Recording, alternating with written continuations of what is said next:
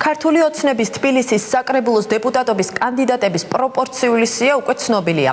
ის საარჩევნო შტაბის ხელმძღვანელმა კახა კალაძემ და თბილისის მერობის კანდიდატმა დავით ნარმანიამ მთაწმინდის პარკში წარადგინეს. 25 კაციან სიაში 8 ქალბატონია საარჩევნო შემადგენლობის 13 წევრი ქართული ოცნება დემოკრატიული საქართველოს წარმომადგენელია. დანარჩენი კი მრეწველობა გადაარჩენს საქართველოს რესპუბლიკური პარტიის, ეროვნული ფორუმის, თავისუფალი დემოკრატებისა და კონსერვატიული პარტიის წევრებითაა დაკომპლექტებული.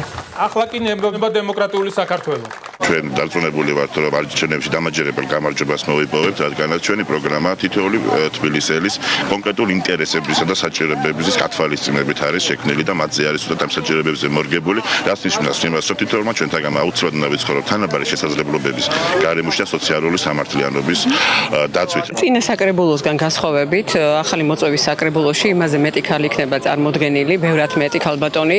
ქალბატონები შერჩეულია პოლიტიკური პარტიების მიერ, მათი აქტივობის, მათი პოლიტიკური მომზადების მიმართული კუთხით. ადამიანების შერჩევის ძირითადი პრინციპი ეს არის მათი პროფესიონალიზმი, მათ მიერ გაწეული საქმიანობა, რომელიც მათ გაწიეს იმისათვის, რომ ჩვენი ქვეყანა დღემდე ასეთი ფორმით მოგვიყვანა, რომლებმაც ძალიან ბევრი იბრძოლეს 2011 წელსაც, 2012 წელსაც, 2013 წლის განმავლობაშიც.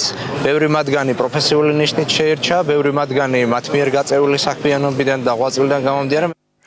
ზუგდიდში ნაციონალური მოძრაობის ლიდერებმა ქალაქის მერობის, მუნიციპალიტეტის გამგებლობის და საკრებულოს წევრობის კანდიდატები წარადგინეს. ზუგდიდის გამგებლობისთვის თენგიზ გუნავა, მერობისთვის კი საკრებულოს აპარატის უფროსი თეიმურაზ ბასილაია იბრძოლებენ. ზუგდიდში დღეს გამართულ შეხვედრაზე ნაციონალური მოძრაობის ლიდერებმა აღნიშნეს, რომ ზუგდიდი ის ერთ-ერთი ქალაქია, სადაც ისინი გამარჯვებას გეგმავენ. დღეს წარვადგინეთ ჩვენ სია ზუგდიდის, ჩვენ ზუგდიდში ვემზადებით გამარჯვებისათვის, ისევე როგორც გამარჯვებისათვის ვემზადებით მთელ სამეგრელოში და ზუგდიდი იქნება აი ამ დიდი გამარჯვების ავანგარდი.